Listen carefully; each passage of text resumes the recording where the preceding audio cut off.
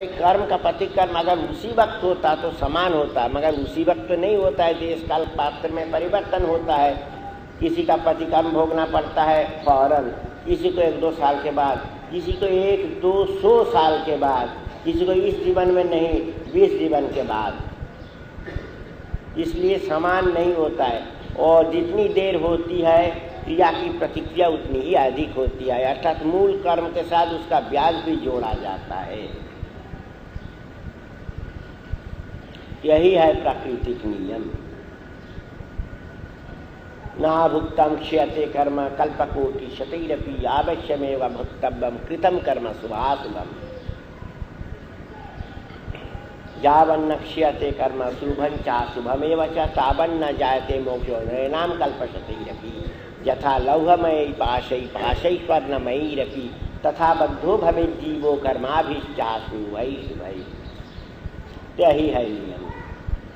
तो कैसे यहाँ कहा गया कि कुर्यात् पाप क्षयम तथा, तो पाप का क्षय होता है कैसे कहा गया इस श्लोक में? पाप का तो प्रतिकर्म भोगना पड़ता है। इसका 2 उत्तर है। मनुष्य को अपने पाप का बोझा ढोना पड़ता है, बात तो ठीक है, मगर पाप का प्रतिकर्म अगर जल्दी हो गया, तुरंत अगर प्रतिक्रिया मिल गई तो अधिक दिनों तक बोझा ढोना नहीं पड़ेगा, मन हल्का हो जाएगा, आत्मा हल्की हो जाएगी, मनुष्य आनंद आगे बढ़ते रहेंगे। और दूसरी बात, दीक्षा के बाद साधना के बाद होता क्या कि दैसिक कालिक पात्रिक विलंब के कारण जो ब्याज ढोना चाहिए था उससे वो बच जाता है। अर्थात जितना कर्म हुआ था उतना ही प्रतिकर्म होगा, उससे अधिक भोगना नहीं पड़ेगा। क्यों नहीं पड़ेगा? उसका कारण है परम पुरुष का, परमात्मा का एक नाम है हरि। हरि माने क्या है? न हरति पापा नित्यार्थे हरि, जो पापों का हरण करते हैं, पाप को चुराते हैं। परम पुरुष मनुष्य से क्या लेंगे जी? परम पुरुष के पास, परमात्मा के पास तो सब कुछ है, जीव से क्या लेंगे? किसी भी चीज़ की प्रत्याशा नहीं है।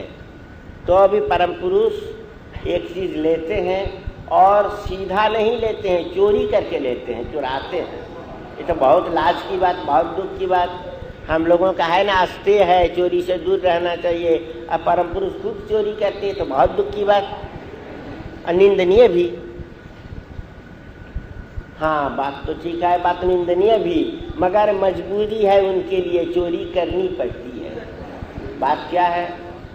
परम पुरुष अपने भक्तों को बहुत प्यार करते हैं। और देखो, दुनियावी मनुष्य, कोई छोटा पापी, कोई बड़ा पापी, एकदम पाप नहीं किया ऐसा मनुष्य तो पाना मुश्किल है। किंतु बड़ा पापी, बड़े पापी हो चाहे छोटे पापी हो, पातक हो चाहे अतिपातक हो चाहे महापातक हो, सब तो परम पुरुष के हैं। सब कोई तो परम पुरुष की गोद पे बैठे हुए हैं जी, कोई बाहरी आदमी तो नहीं है। तो पापी से पापी समाज जिन पर थूकता है, परम पुरुष के लिए वो भी घृणा का पात्र नहीं है। परम पुरुष के लिए वो भी तो प्यारे बेटे हैं, प्यारी बेटी है, इसलिए वो तो घृणा नहीं कर सकते हैं। और वो चाहेंगे कि सबकी तरक्की हो, बेटों की भी तरक्की हो, बेटियों की भी तरक्की हो। समाज कहेगा कि ये नारी है, इसको यह अधिकार नहीं मिलेगा, यह अधिकार नहीं मिलेगा, घर के भीतर बंद रहेगी, तरह तरह का विधान है समाज का। किंतु परम पुरुष के पास वो सब नहीं है। बेटा जितना प्यारा, बेटी उतनी ही प्यारी है।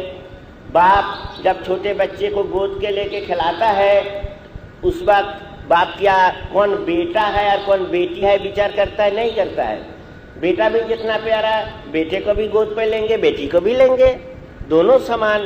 समाज है बदमाश, इसलिए नारी पर जुल्म करता है। बात यही है, परम पुरुष के विचार के अनुसार समान है। तो परम पुरुष के भक्त आज भक्त हो गए, मगर काल तक थे बहुत नीच, बहुत बड़े पापी।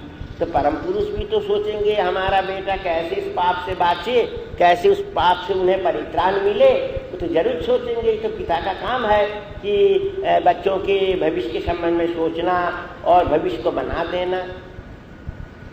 किंतु अगर परम पुरुष बोले कि देखो जी तुमने जो पाप किया हो तो बहुत हिमालय के समान है, इतना बोझा ढोना तुम्हारे लिए तो बहुत मुश्किल है, तुम तो बच्चे हो, तो तुमसे बोझा का वजन अधिक है कि तुम कैसे ढोते रहोगे। अगर ढोना भी है एक जन्म में तो नहीं होगा, कई जन्म कई हजार जन्म लग जाएगा, तुम्हारा पाप का बोझा इतना बड़ा है और इतना भारी है।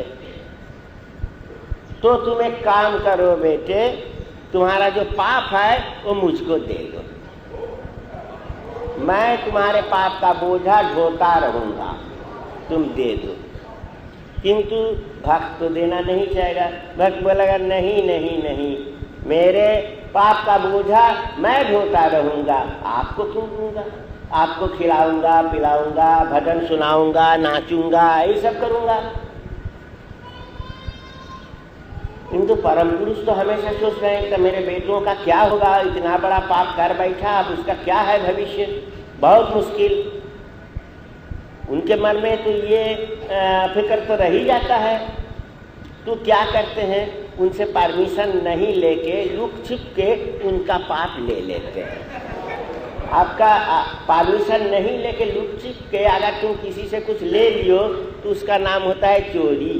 तो परम पुरुष तुमसे क्या चोरी करते हैं ना, तुम्हारे पाप को तुम्हारे बिना अनुमति के ले लेते हैं, इसलिए वो तो चोर हैं। तो हरण करना, संस्कृत में हरण करना माने चोरी करना। तो हरति पापंज स हरि, जो पापों का हरण करते हैं, पापों की चोरी करते हैं, वही है हरि, इसलिए उनका एक नाम है हरि। तो दीक्षा जो लिए, दीक्षा लिए माने परम पुरुष की शरण में आ गए, परम पिता की शरण में आ गए। तो परम पिता के लिए भी तो यह फर्ज हो जाता है उनके पापों को क्या लुक छुप के चोरी करना। तो कुरियात पाप क्षय तथा दीक्षा ले लेने का माने क्या है, उनका पाप का भी क्षय होता रहता है।